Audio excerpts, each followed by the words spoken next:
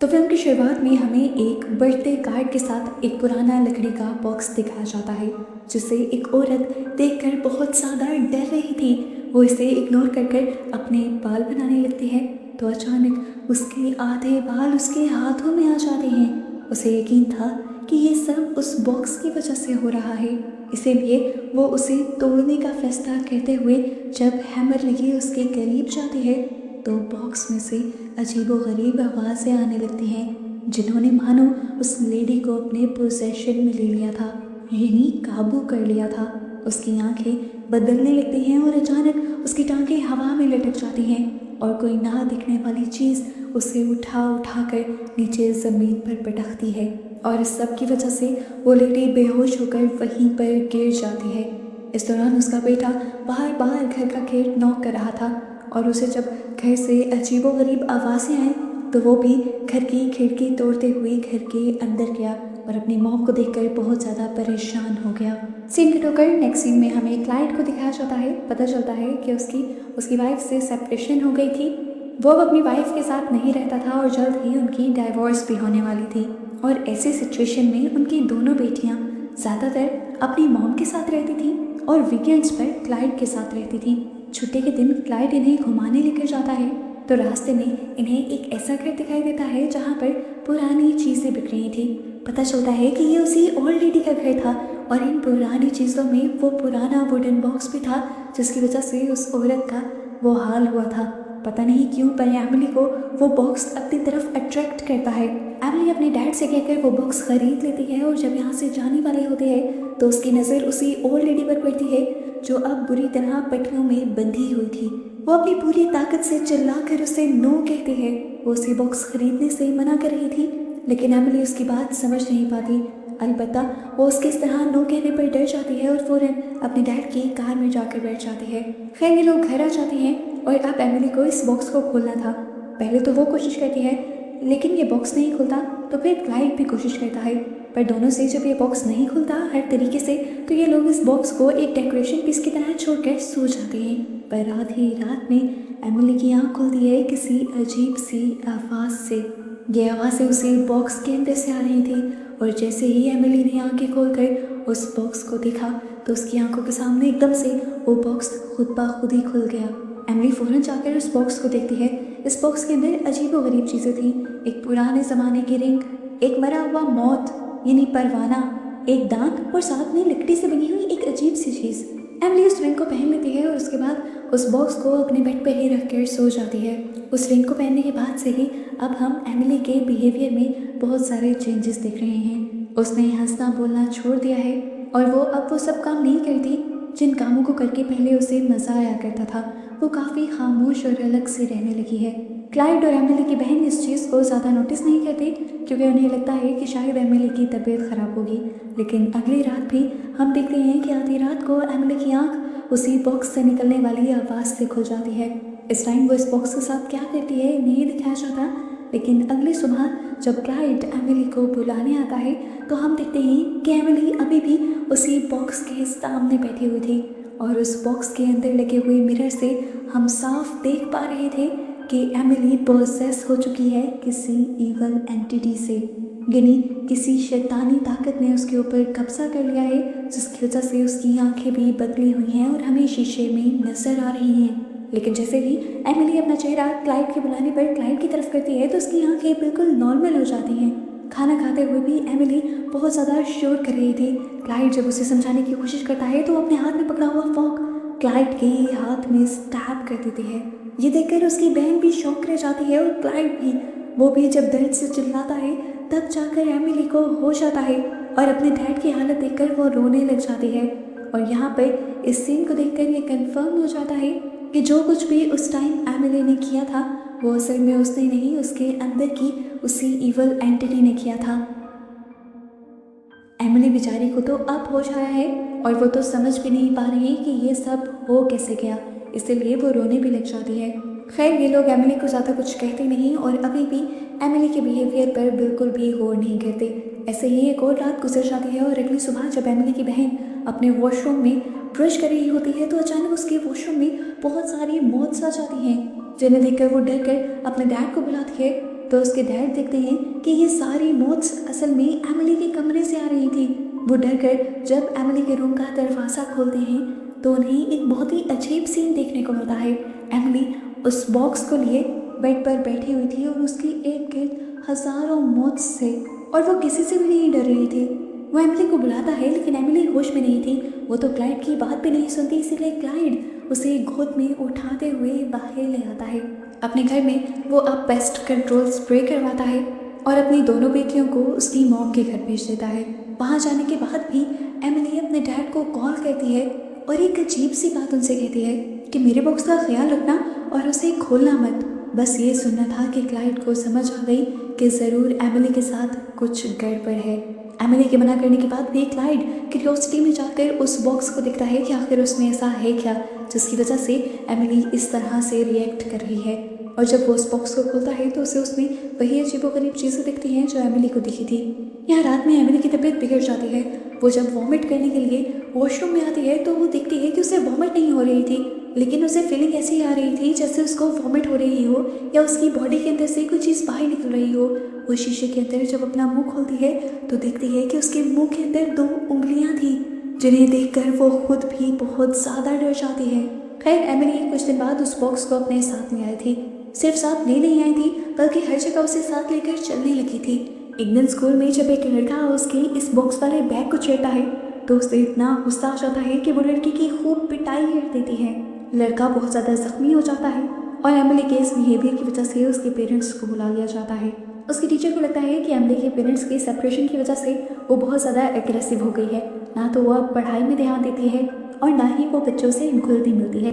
और आज तो जो उसने किया वो तो हद ही पार कर दी थी उसने। फिलहाल जिस बॉक्स के लिए उसने लड़ाई की थी वो बॉक्स टीचर ने लेकर स्टाफ रूम में रख लिया था।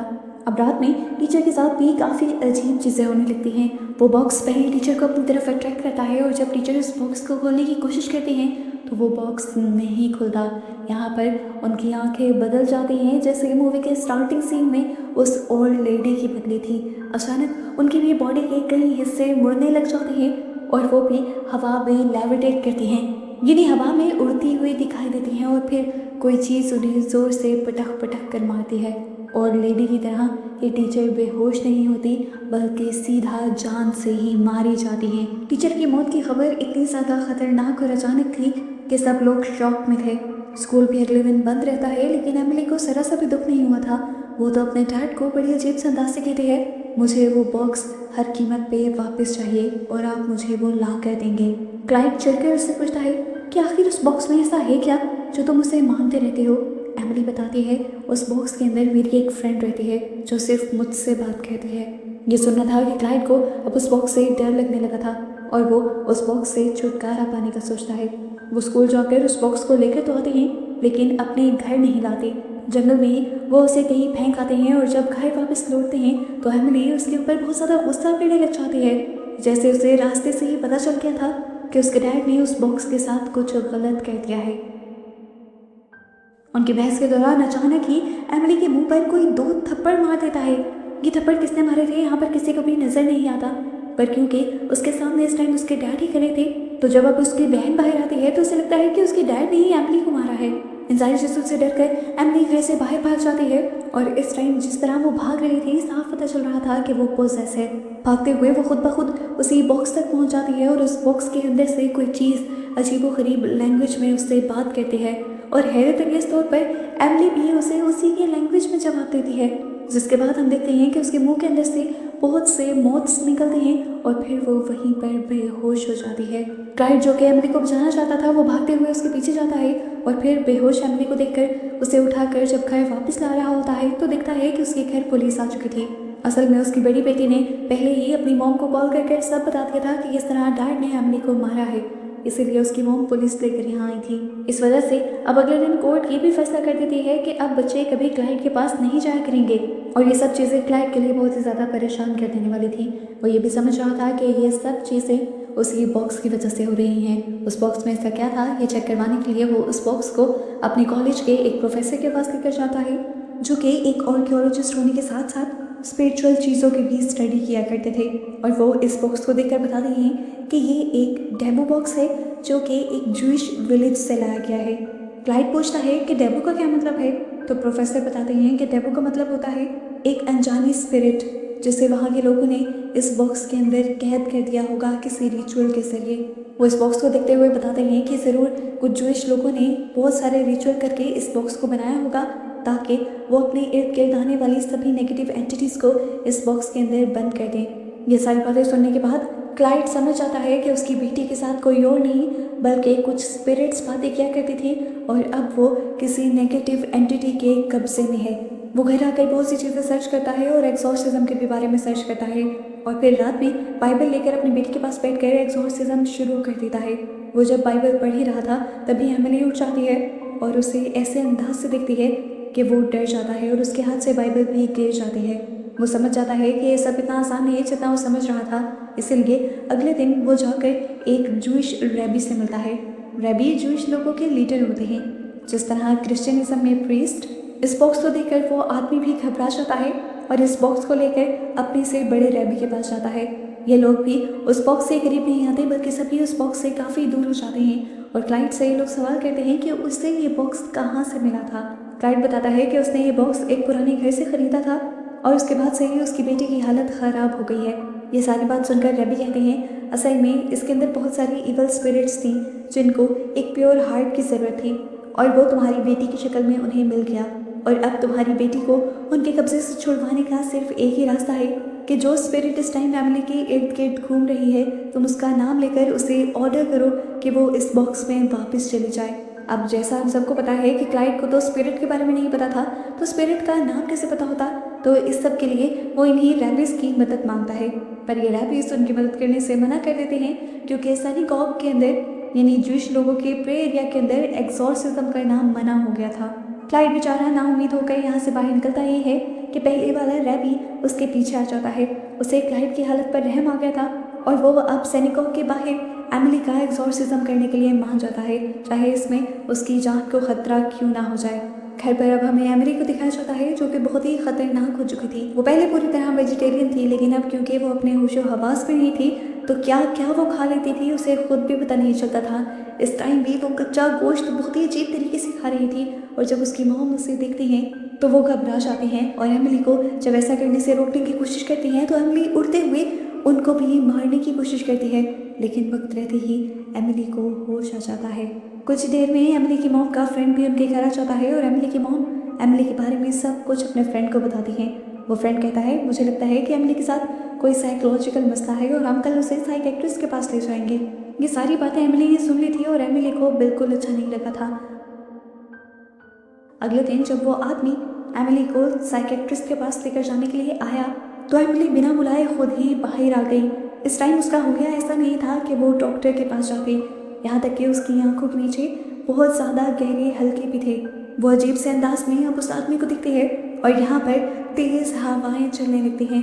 उस आदमी को भी बहुत ही ज़्यादा दर्द होता है और हम देखते हैं कि एक एक करके उस आदमी के सारे दांत टूटकर उसके मुंह में ही गिर जाते हैं और उसका मुंह खून से भर जाता है।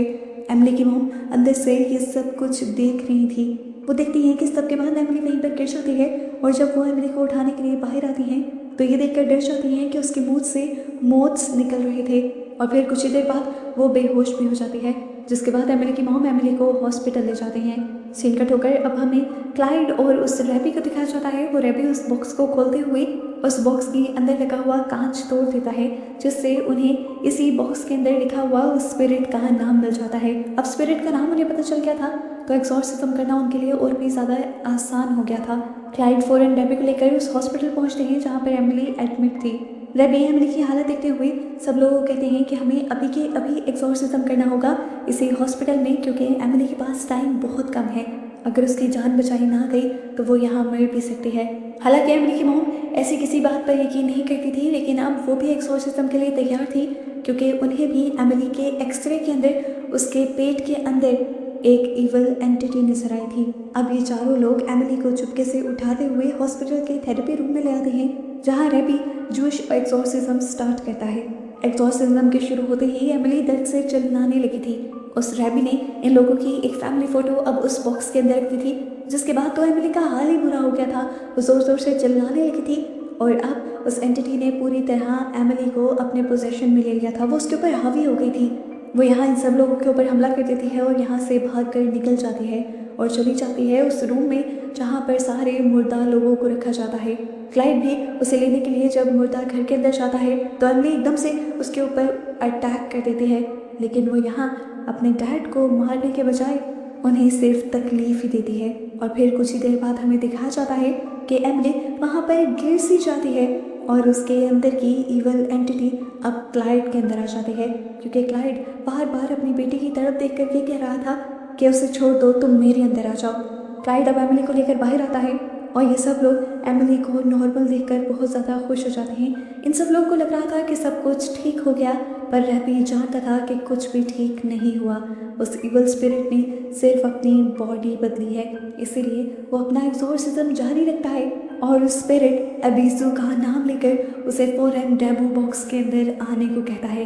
बार बार उसके ऐसा करने पर एकदम से हम देखते हैं कि यहाँ पर क्लाइड गिर जाता है और उसके मुंह से एक भयानक हाथ बाहर निकलता है, जिसे देखकर ये सब लोग बहुत ज़्यादा डर जाते हैं। हाथ के बाद वो पूरी इवल स्पिरिट मुंह के जरिए ही उसकी बॉडी से बाहर निकल आती है और रैबी के कहने पर खुद ब खुद उस बॉक्स के अंदर चली जाती है और फिर वो बॉक्स बंद हो जाता है।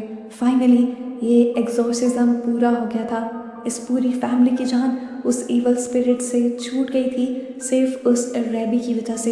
ये लोग उसका शुक्रिया करते हैं और अपने घर वापस आ जाते हैं। अगले सीन में हमें इन सब को लंच करते हुए दिखाया जाता है और यहाँ हम नोटिस करते हैं कि ये फैमिली काफ़ी अरसे बाद इस तरह खुश हुई थी और एक साथ मिलकर बैठी थी। जहाँ पहले क्लाइड और उसकी वाइफ की डाइवोर्स होने वाली थी, वहाँ इन दोनों ने भी अपने बच्चों के लिए एक साथ रहने का फैसला कर लिया था, जिसकी वजह से इनकी फैमिली दोबारा हैप्पी फैमिली बन गई थी।